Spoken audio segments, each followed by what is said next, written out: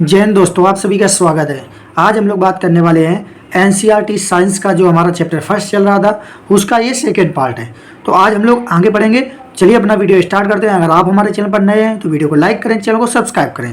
देखिए कल हम लोगों ने यहाँ तक पढ़ लिया था कि पदार्थ के कण एक दूसरे को आकर्षित करते हैं। उसके बाद हम लोग अपना आगे स्टार्ट करते हैं। आज हम लोग पढ़ेंगे पदार्थ की अवस्थाएं। तो पदार्थ की अवस्थाएं बहुत ही इंपॉर्टेंट टॉपिक है। तो पदार्थ की अवस्थाएं क्या होती हैं? तो दोस्तों, जब भी आप अपने आसपास देखते होंगे तो आपको जो वस्तुएं नजर आती हैं या जो आपको पदार्थ नजर आते हैं तो वो सिर्फ 3 प्रकार के होते हैं। कौन कौन से होते हैं? एक होता है ठोस, एक होता है द्रव और एक होता है गैस। तो ठोस अवस्था, द्रव अवस्था और गैस अवस्था, तो 3 ही अवस्थाएं होती हैं हमारी। जो अपने आसपास देखते हैं उस हिसाब से 3 अवस्थाएं ही होती हैं, ठोस, द्रव और गैस। उसके बाद हम लोग इनके गुणधर्म जान लेते हैं कि इनके गुण क्या होते हैं। सबसे पहले हम लोग देखते हैं कि ठोस अवस्था। ठोस अवस्था क्या होती है? ठोसों का आकार एवं आयतन निश्चित होता है। तो आयतन निश्चित है यानी कि संपीड़ितता नगण्य है हमारी। उसके बाद जो हमारा अगला पॉइंट है, इनके गलनांक व क्वथनांक कक्ष ताप से अधिक होते हैं और इन्हें संपीड़ित नहीं किया जा सकता है। जो ठोस होते हैं इन्हें संपीड़ित नहीं किया जा सकता है। ठोस में कणों के बीच आकर्षण बल अधिक होता है। ठोस में विसरण द्रव तथा गैसों की अपेक्षा कम होता है। अब कुछ एग्जाम्पल के माध्यम से हम लोग समझेंगे आप लोगों को कैसे पता चलेगा कि ये एक ठोस ही है। तो इसका एक प्रैक्टिकल है जो आप लोग अपने घर में भी कर सकते हैं। इसके लिए आपको किस चीज़ की ज़रूरत पड़ेगी? आप क्या करें, आप एक पेन लें, किताब लें और सुई और लकड़ी की छड़ ले लें। अब आपको क्या करना है, जो भी वस्तु जिसका आपको प्रैक्टिकल करना है कि ये वस्तु कैसी है, आप उसको ऐसे रख दें किताब पर और जो आपने पेंसिल ली है उससे क्या करें, ऐसे चारों तरफ उसके डिजाइन कर दें। तो जब आप उसके चारों तरफ डिजाइन कर देंगे और फिर जब उस वस्तु को हटाएंगे तो आप देखेंगे उस वस्तु का एक निश्चित आकार है, उसकी एक स्पष्ट सीमा है और उसका आयतन भी निश्चित है। तो हम लोगों ने क्या यहाँ पढ़ा है, ठोस का आकार एवं आयतन निश्चित होता है। उसके बाद जो ठोस की एक और विशेषता होती है, वो क्या विशेषता है कि जब भी हम बल लगाते हैं तो क्या होता है, ठोस अपने आकार को बनाए रखता है। मतलब बल लगाने पर ठोस टूट तो जाते हैं पर आकार नहीं बदलता है। तो हम और एग्जाम्पल के माध्यम से समझेंगे। अब बहुत सारे ऐसे स्टूडेंट होंगे जो टीचर को फंसाने का प्रयास करते हैं। वो क्या सोचेंगे कि अगर रबर बैंड है हमारे पास तो रबर बैंड को क्या माना जाए, क्या हम इसे ठोस मान सकते हैं? क्योंकि जब हम इसको खींचकर इसका आकार बदल सकते हैं तो इसका मतलब ये ठोस है।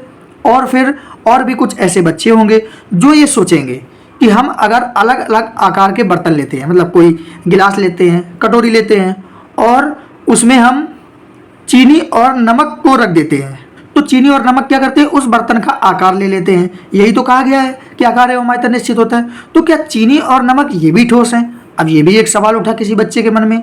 जो हमारा तीसरा बच्चा था वो क्या सोच रहा था कि जब हम रबर बैंड में कोई बल लगाते हैं तो क्या होता है, उसका आकार बदल जाता है। लेकिन जैसे ही हम बल हटा लेते हैं तो क्या होता है, वो अपने मूल आकार में आ जाता है। तो ये क्या हो गया, ये हमारा ठोस ही है क्योंकि वह अपने मूल आकार में आ गया। और आपको पता है ठोसों का आकार एवं आयतन निश्चित होता है और यहीं पर अगर आप रबर में ज़्यादा बल लगा देंगे तो वो क्या होगा, वो टूट जाएगा। उसके बाद हम लोग बात कर लेते हैं जो हमारा दूसरा बच्चा था कि अगर हम कटोरी या गिलास या किसी बर्तन में नमक और चीनी लेते हैं तो वो क्या करता है, उसी जो वस्तु ली है उसी का आकार वो ग्रहण कर लेता है। मतलब उसका आकार भी एक फिक्स हो गया। तो क्या ये भी ठोस है? तो हाँ, ये भी ठोस है क्योंकि जो भी चीनी या नमक को, चाहे आप उसको अपने हाथ में लें, प्लेट में रखें, कटोरी में रखें, उनका आकार नहीं बदलता है। इसलिए हम ये कह सकते हैं कि हाँ वो ठोस हैं। उसके बाद हम लोग आगे बढ़ते हैं। उसके बाद हम लोग बात करते हैं घनत्व। घनत्व क्या होता है? किसी वस्तु के इकाई आयतन के द्रव्यमान को घनत्व कहते हैं।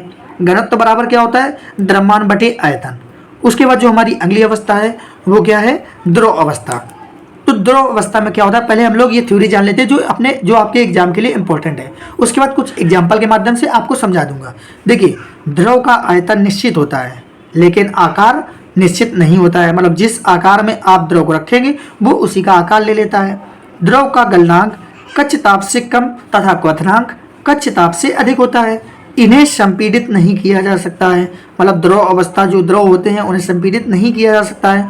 कणों के बीच आकर्षण बल ठोसों से कम होता है। मतलब इन कणों के बीच, इन द्रव के कणों के बीच आकर्षण बल कम होता है और इनमें विसरण क्या होता है, तीव्र होता है। तो ये थी हमारी कौन सी अवस्था, द्रव अवस्था। ये कुछ इंपॉर्टेंट पॉइंट थे एग्जाम के पॉइंट ऑफ व्यू से।